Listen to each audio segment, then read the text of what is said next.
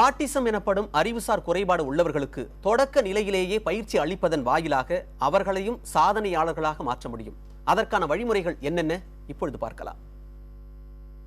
Autism குறைபாடு உள்ளவர்கள் ஆண்டுதோறும் அதிகரித்து வருவதாக அமெரிக்காவில் செயல்படும் ஆட்டிசம் தடுப்பு மற்றும் கண்காணிப்பு மையத்தின் அறிக்கையில் தெரிவிக்கப்பட்டுள்ளது.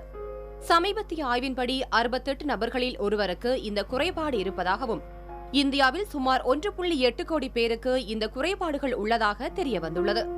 அதிக மக்கள் தொகை கொண்ட இந்தியாவில் ஆட்டிசம் குறித்த விழிப்புணர்வு அவசியம் என்கின்றனர் சமூக ஆர்வலர்கள்.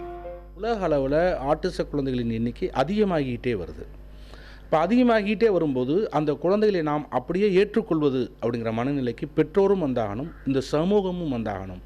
அப்படிங்கிறதை நோக்கி இன்றைக்கி இந்த விழிப்புணர்வு தினம் இந்த ஆட்டிசத்துக்காக இயங்குறவங்க எல்லாரும் அதை நோக்கி பயணப்பட ஆரம்பிச்சிருக்காங்க. இப்போ ஆட்டிசம் குழந்தைங்களை எப்படி நம்ம கொண்டு வரலான்னா, 1 வயசுலேருந்து 2.5 வயசுக்குள்ளே தான் இதை நம்ம கண்டுபிடிக்கலாம். ஸோ இதை முறையான ஒரு குழந்தை மருத்துவர், ஒரு கிளினிக்கல் சைக்காலஜிஸ்ட், அப்புறம் ஒரு நியூரோ தெரபிஸ்ட், அப்புறம் ஒரு நியூராலஜிஸ்ட், இவங்களை வச்சு நம்ம கம்ப்ளீட் அசஸ்மெண்ட் பண்ணணும்.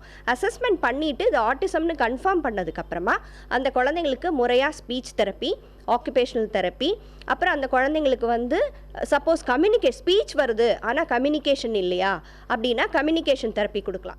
ஆட்டிச குறைபாடு உள்ள குழந்தைகளை பிறந்த 6 மாதங்களிலேயே கண்டறியும் மருத்துவ தொழில்நுட்பம் தற்போது உள்ளதால் இதனை எளிதாக கட்டுப்படுத்த முடியும் என்கின்றனர் மருத்துவர்கள். ஆனால் மனநலம் பாதிக்கப்பட்டவர்கள் இந்த ஆட்டிசம் குறைபாடு உள்ளவர்களிலிருந்து மாறுபட்டவர்கள் என்பதை பெற்றோர் முதலில் புரிந்து கொள்ள வேண்டும் என்கின்றனர் மருத்துவர்கள். அவர்களுக்கான தொடக்க கால பயிற்சியை மருத்துவர்களின் ஆலோசனைப்படி முன்னெடுப்பது அவசியம் என்றும் கூறுகின்றனர். பல்வேறு ராகங்களில் சிம்பிள் பஜன்ஸ் மட்டும்தான் நான் கொடுப்பேன் இந்த பசங்களுக்கு.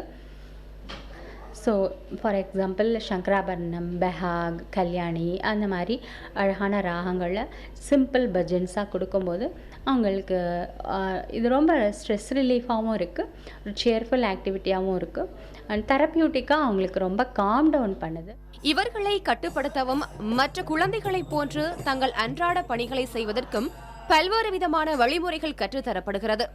அதில் இசையின் வாயிலாக பயிற்றுவிக்கும் சிகிச்சை முறை வெற்றிகரமாக செயல்பட்டு வருகிறது.